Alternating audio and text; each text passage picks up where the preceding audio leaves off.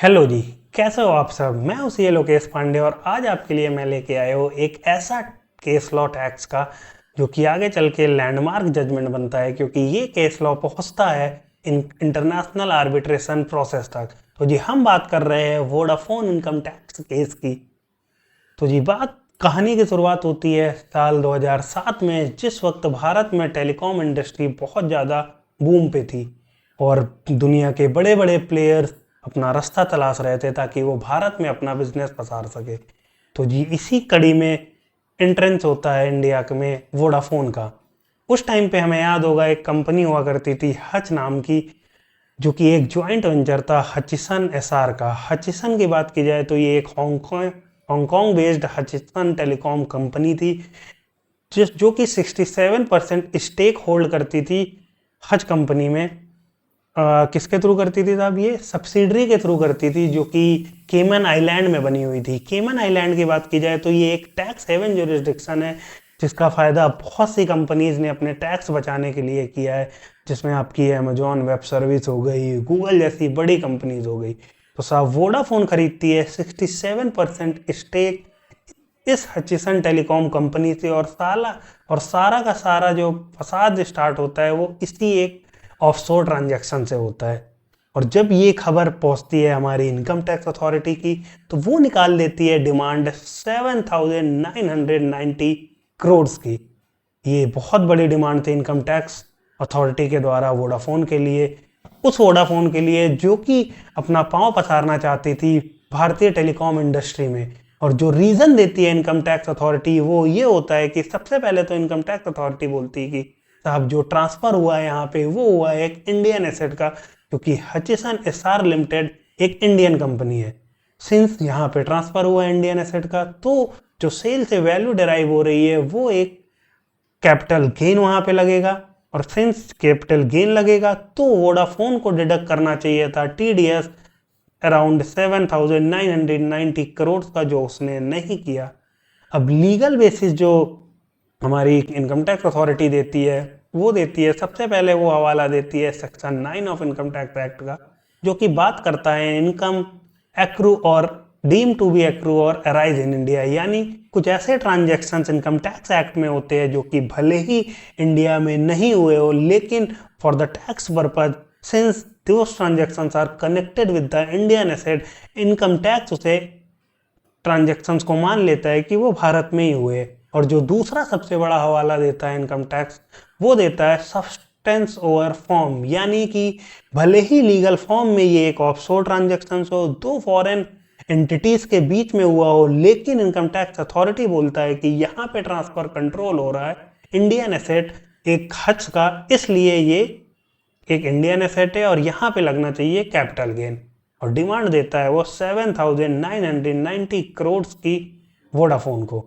Vodafone जाता है साहब बॉम्बे हाई कोर्ट, और बॉम्बे हाई कोर्ट जब एनालाइज करता है सेक्शन 9 सब्सटेंस ओवर फॉर्म और बहुत सारे लीगल प्रेसिडेंट्स, तो वो अपने जजमेंट में बोलता है कि ये जो ट्रांजैक्शन है इसका एक सिग्निफिकेंट नेक्सस भारत से जुड़ा हुआ है और ये फॉल होता है with in the ambit of income tax law, यानी कि इनकम टैक्स लॉस के दायरे में होता है। और इसका आउटकम ये निकलता है कि ये डिसीजन वो रूल कर देता है in the favour of income tax authority और अपहोल्ड करता है डिमांड 7,990 करोड़ की। कोर्ट का ये डिसीजन बहुत बड़ा सेटबैक था वोडाफोन के लिए, उस वोडाफोन के लिए जो कि बहुत बड़ा प्लेयर बनने की चाह से आया तो था भारत, लेकिन उसे मिल गया एक टैक्स डिमांड नोटिस 7,990 करोड़ का। तो इससे नाखुश होकर वो पहुंचता है सुप्रीम कोर्ट ऑफ इंडिया, खटखटाता है उनका दरवाजा कि साहब मेरे साथ तो यहाँ पे नाइंसाफी हो रही है। तो फिर सुप्रीम कोर्ट जब इस पूरे केस को देखता है तो सबसे पहले वो एनालाइज करता है जुरिस्डिक्शन, और सुप्रीम कोर्ट ये वोडाफोन के फेवर में ये एक फैसला सुनाता है कि साहब इस ट्रांजैक्शन का जुरिस्डिक्शन जो है वो इनकम टैक्स अथॉरिटीज के एम्बिट में फॉल नहीं करता है, क्योंकि ये ट्रांजैक्शन हुआ है दो ऑफशोर ट्रांजैक्शन हुआ है दो फॉरेन एंटिटीज के बीच में, जो कि नॉन रेसिडेंट एंटिटीज थे। उसके बाद सुप्रीम कोर्ट एनालाइज करता है section 9 of income tax act और डिटरमाइन ये करता है कि सेक्शन 9 अप्लाई नहीं होता है वोडाफोन को, क्योंकि जो ट्रांसफर हुए हैं शेयर्स वो भारत के बाहर हुए हैं। कोर्ट इस बात पे भी एम्फेसिस करता है कि ये ट्रांजैक्शन इस तरीके से स्ट्रक्चर किया गया है जहां पे कहीं पे भी इन्वॉल्वमेंट नहीं हो रहा है इंडियन कैपिटल एसेट के ट्रांसफर का, जो कि भारत में सिचुएटेड है। और कोर्ट कहता है कि साहब ये जो आप सब्सटेंस ओवर फॉर्म की बात कर रहे हो ऐसा नहीं चलेगा, ई ना चोल वो। कोर्ट कहता है कि रिस्पेक्ट करना चाहिए साहब लीगल फॉर्म ट्रांजैक्शन का, और ये ट्रांजैक्शन बोनाफाइड है और कहीं से भी इस ट्रांजैक्शंस को सिर्फ इसलिए क्रिएट नहीं किया गया है ताकि टैक्स को अवॉइड कर सके। ये फिर कोर्ट ध्यान देता है काफ़ी लीगल प्रेसिडेंट्स का, इंटरनेशनल प्रैक्टिसेस का, और हवाला देता है कि साहब जो सिमिलर ट्रांजैक्शन, सिमिलर डील्स हुई है किसी अदर जुरिस्डिक्शन में, किसी अदर कंट्री में, वहाँ पे भी कभी भी ऐसे ट्रांजैक्शंस में लोकल टैक्स नहीं लगा है। और समझाता है कि कितना इम्पोर्टेंस है मेंटेन करना कंसिस्टेंसी का इंटरनेशनल टैक्स प्रिंसिपल्स से, ताकि फॉरेन इन्वेस्टमेंट में कोई नुकसान ना हो सके देश को। आउटकम ये रहता है कि सुप्रीम कोर्ट रूल कर देता है ये फैसला वोडाफोन के फेवर में, और वोडाफोन के लिए बहुत बड़ी जीत होती है, और इससे एक क्लैरिटी निकल के बाहर आती है क्रॉस बॉर्डर ट्रांजैक्शन से रिलेटेड।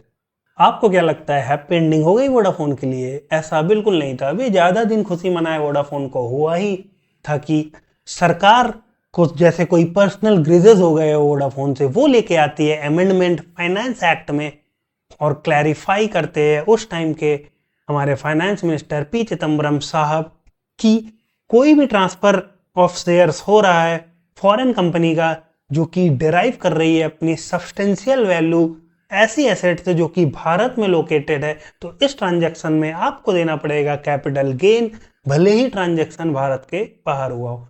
और ये अमेंडमेंट लागू करते हैं वो रेट्रोस्पेक्टिवली 1 अप्रैल 1962 से, जिससे कि वोडाफोन ट्रांजैक्शन इस अमेंडमेंट में कवर हो जाता है। गवर्नमेंट जो रीजनिंग देती है वो कहती है कि साहब इनकम टैक्स लॉ में अभी ऐसे ऑफशोर ट्रांजैक्शंस की लिए काफ़ी ज़्यादा लूप होल्स है जिसका फ़ायदा वोडाफोन जैसी कंपनी उठा रही है, और हमें इस लूप होल को रोकना पड़ेगा ताकि कोई भी टैक्स लीकेज ना हो सरकार के लिए। और इससे इम्पैक्ट ये होता है कि ना ही वोडाफोन, ना सिर्फ वोडाफोन जैसी सिमिलर काफ़ी कंपनी जहाँ पे ऐसी डील्स हुई थी वो भी इस अमेंडमेंट की वजह से टैक्स प्रोन हो जाती है, उन्हें भी डिमांड सर्व करने का एक खतरा हो जाता है। और ये जो एक मूव हुआ था काफ़ी ज़्यादा क्रिटिसिज्म झेलना पड़ा सरकार को इन्वेस्टर्स के द्वारा, लीगल एक्सपर्ट्स के द्वारा, जिससे काफ़ी अनसर्टेनिटी एक क्रिएट हो गई थी इन्वेस्टर्स के लिए। तो साहब वोडाफोन के लिए तो कोई रास्ता बचता नहीं है भारत में, हर तरह से उसके लिए दरवाजे बंद हो चुके थे, तो वो पहुंच जाता है इंटरनेशनल आर्बिट्रेशन के लिए और इन्वोक करता है इंटरनेशनल इन्वेस्टमेंट ट्रीटी, जो कि ट्रीटी थी भारत सरकार और नीदरलैंड सरकार के बीच में, जो प्रोवाइड करती थी प्रोटेक्शन इन्वेस्टर्स को, दोनों कंट्रीज के इन्वेस्टर्स को किसी भी तरह के अनफेयर ट्रीटमेंट के लिए अगर होस्ट कंट्री कर रही है। ट्रिब्यूनल था इस केस में permanent court of arbitration Netherlands.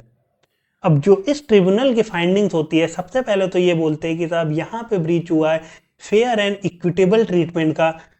इस रेट्रोस्पेक्टिव जो अमेंडमेंट हुआ है इससे काफ़ी ज़्यादा एक अनसर्टेनिटी क्रिएट हो गई है, और ये वॉयलेट करता है sir principle of legal certainty and predictability का, जो कि बहुत ज़रूरी है किसी भी फॉरेन इन्वेस्टर के लिए।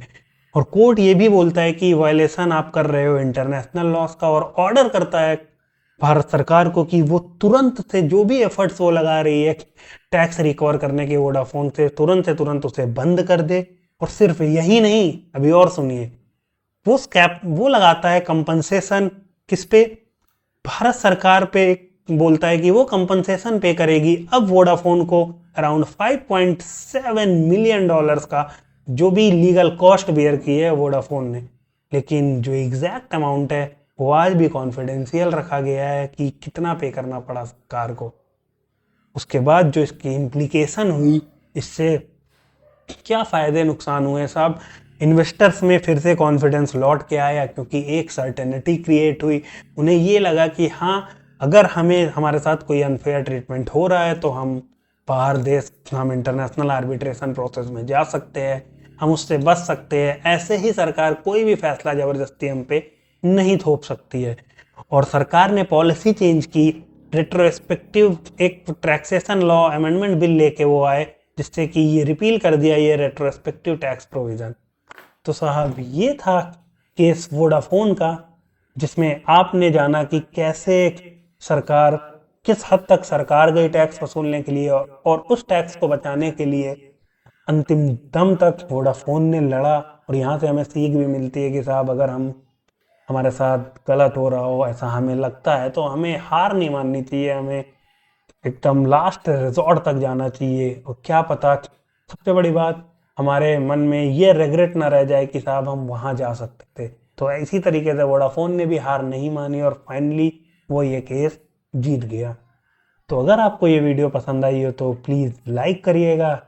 ऐसे ही और कंटेंट के लिए मेरा चैनल सब्सक्राइब करिएगा। और कमेंट करके बताइए कि आपको क्या लगता है, सरकार ने ये जो फैसला लिया था क्या वो सही था या नहीं था आपके मुताबिक। तब तक के लिए थैंक यू सो मच।